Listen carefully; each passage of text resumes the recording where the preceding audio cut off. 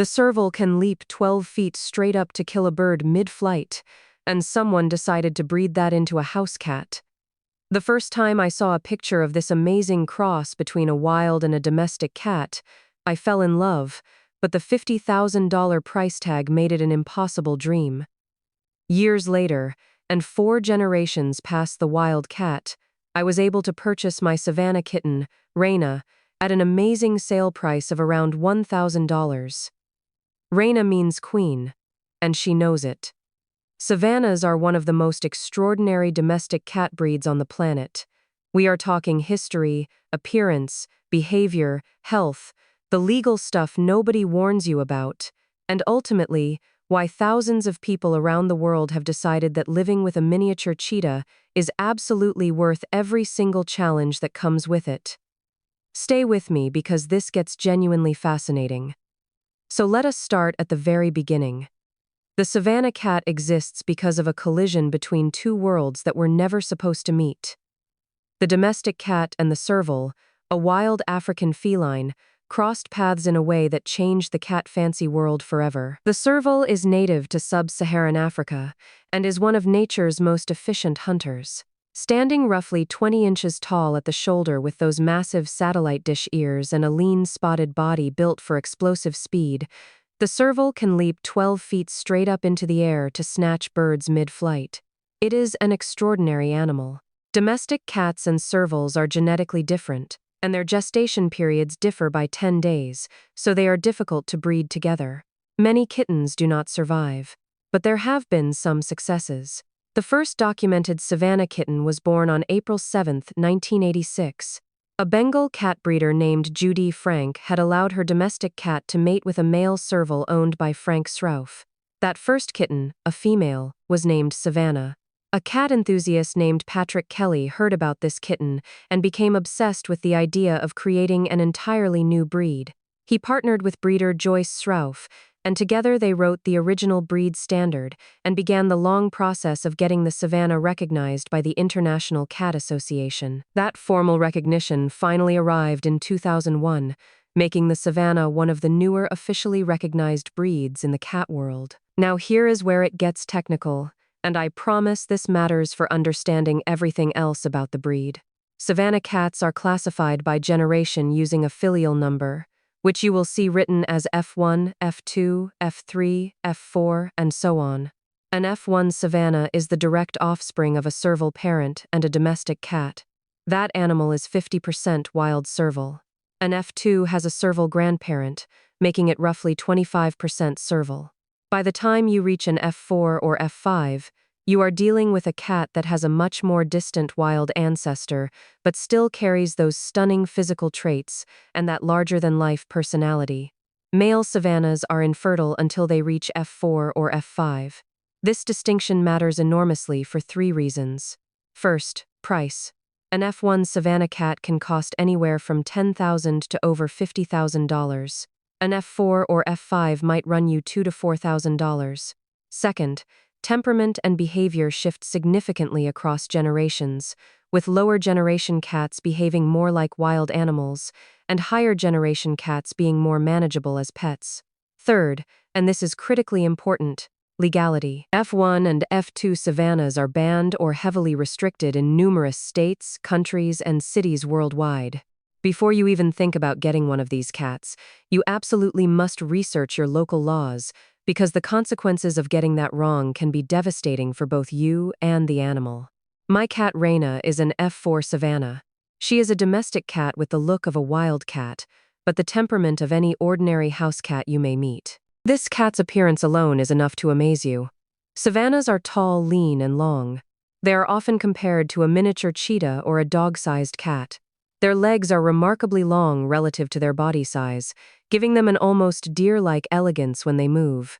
Their necks are long, their heads are small relative to their body, and those ears are enormous and sit high on the head in a way that immediately signals something wild and different. The coat features bold black or dark brown spots set against a background of gold, silver, smoke, or black. There are also darker lines running from the inner corners of the eyes down the sides of the nose, known as tear duct lines or cheetah lines, which reinforce that wild big cat aesthetic. Their eyes are slightly hooded and can be green, gold, brown, or a blend of these shades.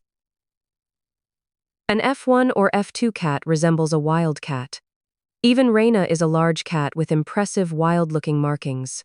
Adult males can weigh between 13 and 25 pounds depending on the generation, and females are typically smaller. The higher the filial number, the closer to a standard domestic cat in terms of size, though Savannahs across all generations tend to be larger than average house cats.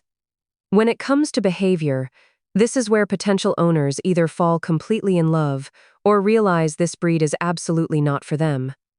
The internet describes Savannah cats as dog-like in the most literal possible sense. They follow their owners from room to room. They learn their names and come when called. Many can be leash-trained and will happily go for walks outside. They play fetch with genuine enthusiasm and can sustain that game longer than many dogs. They are intensely loyal and often bond deeply with one or two people in a household, while remaining cautious or even standoffish with strangers. Reina has never read the internet. She is lazy, happy to lie in the sun, demands petting and cat treats, and greets strangers like old friends. Some Savannahs are obsessed with water. Not afraid of it, not indifferent to it, genuinely fascinated.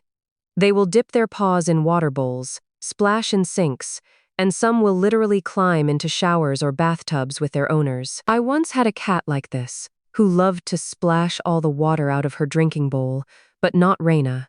She is typically cat-like in her dislike for getting wet. F1 and F2 Savannahs are vocal in unusual ways. They do not always produce a standard meow. Many Savannahs chirp, chatter, and make a sound called a hiss-like cough that is inherited from the serval.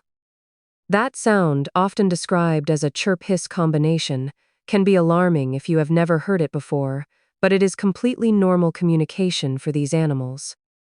Later F numbers, like Reina, have perfectly typical cat meows. Reina's meow says hello and feed me. The internet claims that their intelligence level is extremely high, creating both joy and chaos. I've read that Savannah cats can open doors, unlatch cabinets, figure out puzzle feeders rapidly, and problem-solve way above what you would expect from other cats, and that bored Savannahs will find their own entertainment, and that entertainment usually involves something you own and value. Reina's favorite activity when she's bored is to climb up on a shelf and push off something breakable. She also likes to take a swat at her dog friend and start a wrestle.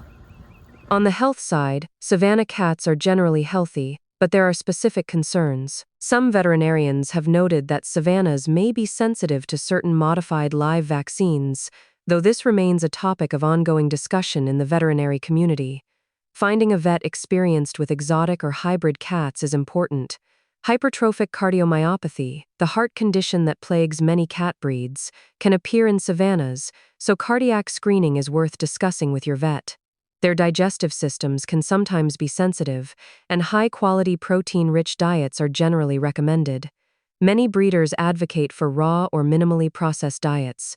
The first year I had Reina, she could only eat raw chicken, bones included, but her stomach problems have resolved, and now she does well on a high-quality dry food, with occasional canned food for a treat. Savannahs can live between 12 and 20 years, which means this is a very long-term commitment. They are not beginner cats. They need large spaces, environmental enrichment, interactive play sessions, and, ideally, a companion animal or an owner who can genuinely invest time in them daily. So why do people choose this breed despite all of the complexity, cost, and commitment? Living with a Savannah cat is unlike any other pet ownership experience. These animals form bonds that feel reciprocal in a way that most cats simply do not. They greet you at the door. They notice when you are upset. They engage with you rather than merely tolerating your presence. They are visually breathtaking in a way that never quite becomes ordinary. Guests comment on my large, impressive, wild-looking cat. There is also something genuinely thrilling about sharing your home with an animal that carries authentic wildness in its DNA. Not dangerous wildness, not unmanageable wildness, but a spark of something older and freer than 1,000 generations of domestic cats. When a savanna sits in a patch of afternoon sunlight with those spots gleaming and those ears swiveling independently like radar dishes scanning the horizon, you understand exactly why someone looked at a serval and a domestic cat and thought these two worlds should absolutely collide. If you have the space, the budget, the time, and the willingness to accept the challenge of this extraordinary animal, the savanna cat will give you something no other pet can. A relationship that feels genuinely mutual, genuinely wild, and genuinely unforgettable every single day. If you enjoyed this video, like and subscribe so you will be notified every time I post new videos. Your participation really matters to me.